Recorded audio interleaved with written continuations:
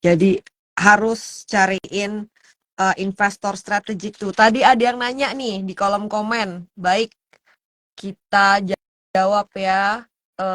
Diulas lagi. Veriel nanya, boleh dijelaskan investor strategik itu gimana?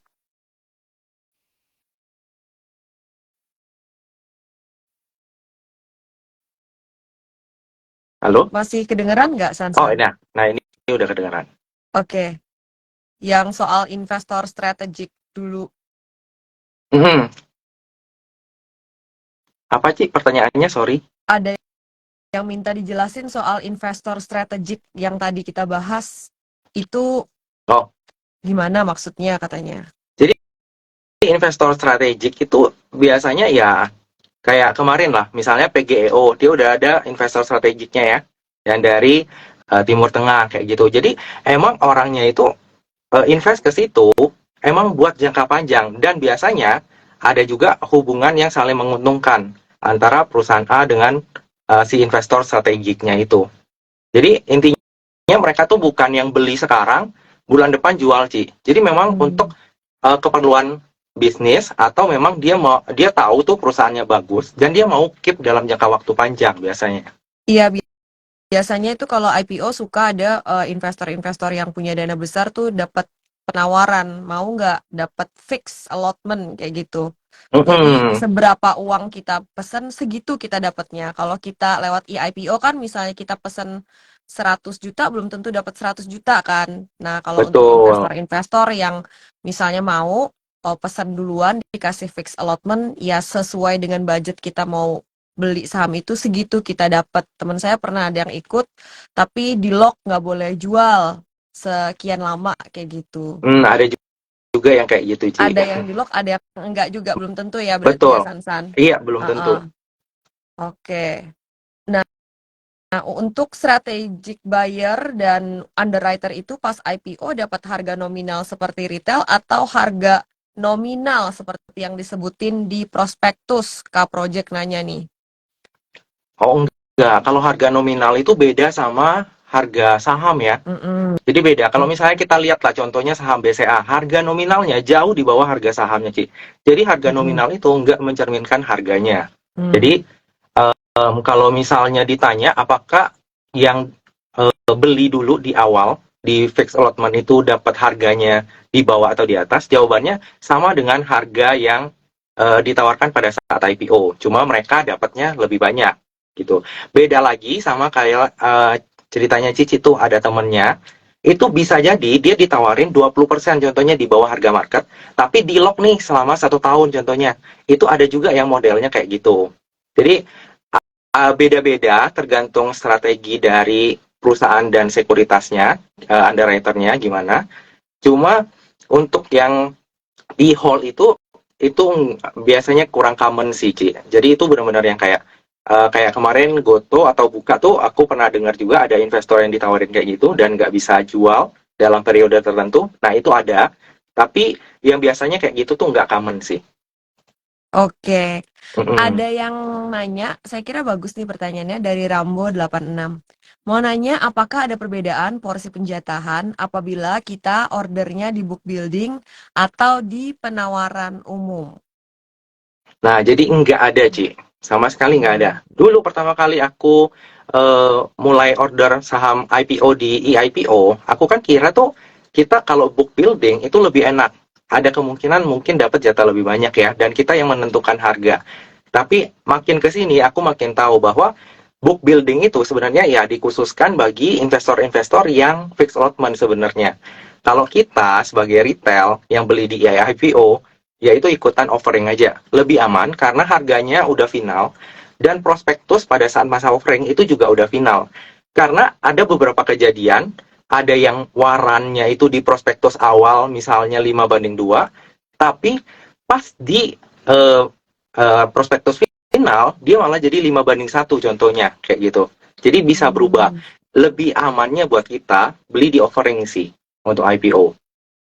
Baik, tadi tuh ada pertanyaan udah dinaikin sama produser saya, tapi karena saya malah jawab-jawab yang komen lain, jadinya hilang.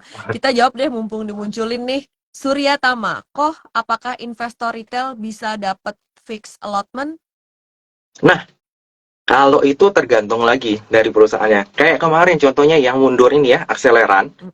itu kan dia menawarkan fixed allotment juga ke semua retail contohnya. Nah, kalau ceritanya kayak gitu ya bisa dapat fixed allotment-nya. Atau kayak dulu contohnya Goto. Goto, saya Goto itu dapat fixed menawarkan. allotment Nah, sebagai retail. iya, nah ada juga yang kayak gitu, Ci, gitu. Cuma bedanya adalah kalau misalnya nih Akseleran jadi listing ya, menurut aku 90% sih dia di hari pertama tuh pasti turun. Hmm. Karena yang dapat fixed allotment-nya adalah retail. Dan kalau misalnya retail yang dapat fixed allotment, kayaknya nggak ada big fund yang mau naikin sih kayak gitu. Kalau Goto kan beda cerita. Kalau Goto walaupun kita dapat Kalau, fixed allotment, tapi asingnya dikasih jatah dikit. iya, Dan karena market cap Goto itu gede, mau nggak mau asing harus ambil. betul. Itu makanya Kalau Goto di fund hari manager pertama ya. masih bisa naik. Mm-mm. Mm-mm. Baik. Teman-teman, kalau kayaknya aku motong-motong, mohon maaf ya. Kadang-kadang mungkin karena apa namanya koneksi gitu. Saya kira udah berhenti ngomong, ternyata masih ngomong gitu. Mohon maaf ya. Suka biasanya dikomentarin, motong mulu gitu. Jadi udah disclaimer duluan. Eh, nah, kalau kayak akseleran itu teman-teman merhatiin nggak kalau misalnya teman-teman punya akun di P2P lendingnya bisa dapat WhatsApp loh, ditawarin mau ikut nggak book building? Ada nggak yang dapat coba? Saya dapat sih, cuma saya nggak ambil. Anyway, ini ada pertanyaan dari Lukas Lee. Gimana pandangannya ke prospek IPO saat arah ARB simetris nanti? Nah, apa yang perlu diperhatiin nih dari retail gemes di market? Ya, tentunya kalau misalnya ARA dan ARB udah simetris, kita order saham IPO itu udah harus lebih hati-hati lagi, Ci, karena resikonya tentunya udah lebih gede. Kalau dulu misalnya ARB berjilid-jilid itu kan cuma 7%, 7%, 7% kan. Kalau sekarang kita kan udah ngalamin sendiri nih, ada saham IPO yang belum lama listing, nggak berapa hari udah ke 50 kan. Karena dia tuh seharinya 15%, 15%. Apalagi nantinya kalau misalnya udah simetris. Misalnya dia di harga 100 IPO, dia tuh arahnya bisa 130 35% ya, berarti di 135. Mm-mm. Tapi dia juga bisa loh ARB ke 35%-nya. Jadi itu kalau mau ke gocap tuh cepat banget dan resikonya bener-bener tinggi. Makanya nantinya kalau misalnya kita mau tetap ikutan meraup cuan ya di saham IPO, itu tuh kita benar-benar harus tahu dia tuh tujuannya apa, bisnisnya oke nggak, terus siapa sih di baliknya kayak gitu, Ci. Iya, pada semuanya nungguin kosansan bacain prospektus ya. Oh ya, nanti kita bahas soal IPO papan-papan ya. Baik-baik. Saya catat dulu nih sebelum lupa. Banyak nih pertanyaan belum ditanyain soal waran, nggak ada waran kayak gimana. Soal ini Fahru Dinafi, saya kurang paham sih pertanyaannya maksudnya apa ya? Pakai UE langsung dengan UE tidak langsung apa kok katanya bedanya? Jadi sebenarnya mungkin yang dimaksud itu orderan ya, Ci. Mm-mm. Misalnya UE-nya KI, kita pesen dari misalnya dari Stockbit, dari XL, itu gimana kan? Sebenarnya kalau misalnya untuk kita retail, nggak ada pengaruh. Karena kalau yang pengaruh itu, misalnya dia underwriter-nya KI, pengaruhnya apa sih? Kalau misalnya kita adalah orang yang dapat fixed allotment, itu kita harus pakai KI. Bedanya cuma di situ doang. Sisanya kalau misalnya enggak, ya sama aja. Oke, baik. Kalau untuk tadi IPO, ada yang ngasih pemanis waran, ada yang nggak ngasih waran. Apakah itu mempengaruhi pergerakan sahamnya pada saat listing di hari-hari awal? Eh, Biasanya ada, Ci. Kalau misalnya saham itu nggak ada waran, biasanya tuh dia lebih pede ya. Emang perusahaannya itu lebih bagus. Kenapa? Karena waran itu ya emang cuma pemanis. Kalau di zaman ARB belum simetris nih ya, hampir semua retail itu pasti ngambil yang ada warannya. Karena kita bisa dapat cuan juga dari warannya. Contohnya beberapa saham yang dulu saya review, itu saya malah bikin di thumbnail saya pasti cuan gitu ya. Karena waran itu rata-rata dulu ya, zaman dulu, itu dia di harga hari pertamanya itu paling kayak di 15, 10 lah paling mentok kan. Sementara kalau misalnya sahamnya IPO di harga 100, turun ke ARB pun itu kan artinya di 93 ya harganya ya. Mm-mm. Itu cuma turun 7 perak. Sementara kalau kita berhasil jual warannya di harga 10, itu kita udah selisih 3 perak, cuan 3 perak kan. Jadi itu kita untung nih Ci, ibaratnya. Cuma untuk saat ini mainnya udah beda lagi dan market itu kan selalu berubah ya. Jadi kita juga harus beradaptasi. Dan rata-rata kalau misalnya saham IPO yang nggak ada waran, dia itu mainnya lebih panjang. Kalau ada waran, biasanya 1, 2, 3 hari walaupun naik, biasanya ambrol kayak gitu. Balik-balik nanti ke fundamentalnya lagi. Baik, semuanya balik-balik ke fundamental. Ada yang Betul. nanya, udah 2 kali nih kayaknya nanya. Baiklah, kita jawab ya. MHMDS 41. Tadi sebelumnya juga ada yang nanya hal yang sama kayaknya. Gimana caranya retail Unyu biar dapat fixed allotment? Apakah harus eh dinotis sama underwriternya ataukah emang punya kenalan sama orang emitennya apa gimana nih? Em, Kalau misalnya mau dapat fixed allotment itu nggak gampang Ci. Kita emang harus jadi relasinya dari emiten sih.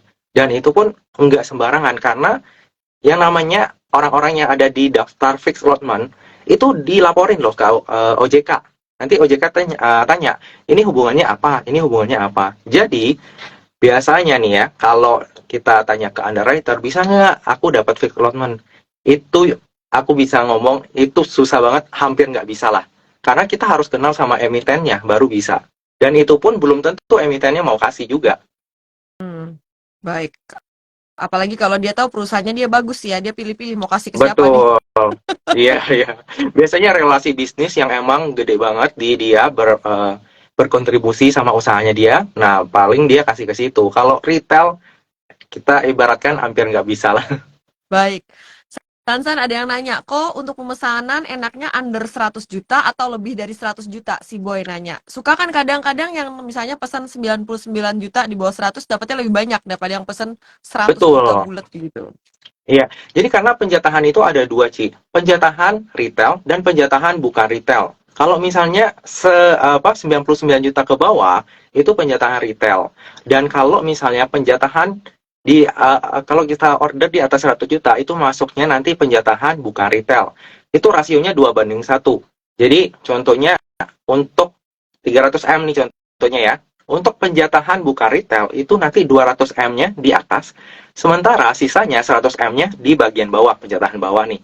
Sementara kalau misalnya kita retail unyu-unyu ya, kita kan pesan misalnya 10 lot 10 lot tuh banyak ya. Walaupun kita jumlahnya kuantitinya lebih banyak, tapi kualitinya itu lebih kecil. Makanya rata-rata penjatahan bawah itu selalu lebih besar. Dan itu bagus sih. Kenapa? Karena kalau misalnya penjatahan atasnya yang gede, itu berarti big fund ataupun paus-paus di bursa saham kita itu nggak tertarik beli saham IPO itu. Makanya cenderung turun kalau misalnya penjatahan atas itu lebih besar daripada penjatahan bawah. Banyak banget yang mau nanya, kosan pernah dapat fixed allotment nggak? Coba. Aku dulu pernah di saham WMUU dulu. Nah, udah dijawab tuh teman-teman. Iya, tapi itu pun nggak tahu ya karena aku dulu masih polos juga, Ci. Jadi aku nggak tahu itu ternyata dalam quote unquote tuh kurang laku ya dulu ya. Jadi aku ambil-ambil aja. Untungnya masih arah 2 kali waktu itu. Untung, masih untung. Iya, untung 2 kali itu Iya, udah lumayan loh. Main banget. iya. Karena dulu kan retail nggak banyak ya ikutan saham IPO ya. Iya. Oke, ada yang nanya. Kayaknya aku bisa bantu jawab sini, J. Tapi Hmm. kan aku bukan narasumbernya. MHMDS 41 lagi. Apakah karyawan bukan termasuk manajemen di sebuah perusahaan yang mau IPO bisa dapat fixed allotment? Karyawan nggak bisa. Makanya mereka tuh ada namanya program ESA, Ci. Employee Stock Allocation kan. Kalau misalnya di prospektus tuh, kalau misalnya ada ESA mereka cantumin. Karena kalau karyawan dia juga nggak boleh dapat fixed allotment. Nah itu udah diatur sama BEI sama OJK juga. Baik. Untuk yang nanya apakah kosan masih hold saham-saham yang pernah dia ikutin IPO, tinggal lihat aja di Instagramnya ya teman-teman. Dia selalu update mana yang dia ikut, pesen, mana dia udah jual, kapan dia jual, dia update di situ ya teman-teman. Nah terkait dengan underwriter nih kan memang underwriter tertentu punya reputasi seperti itu. Misalnya ada yang reputasinya, wah kalau ikut IPO dia itu rata-rata sukses minimal sekian kali arah seperti itu. Memang ada. Tapi IPO ini juga underwriter ini juga nggak sering-sering IPO-in emiten kayak gitu. Betul, Ada ya betul. tanpa menyebut merek ya. Kalau di IPO-in Mhm. emang biasanya sukses kalau dia pegang sendiri. Tapi kalau dia join underwriting sama underwriter lain belum tentu nggak sedahsyat kalau dia pegang sendiri. Iya, Itu reputasi beberapa underwriter ya. betul. Ada juga ya underwriter yang ini kalau dia IPO wah pasti rame, retailnya bergairah kayak gitu. Nah, terkait dengan reputasi-reputasi underwriter ini, apa nih yang bisa insight dikasih oleh Sansan buat kita sama-sama merhatiin bersama tanpa sebut nama. Nanti kita bahaya teman-teman ya. Nanti ada yang tersinggung. Baik.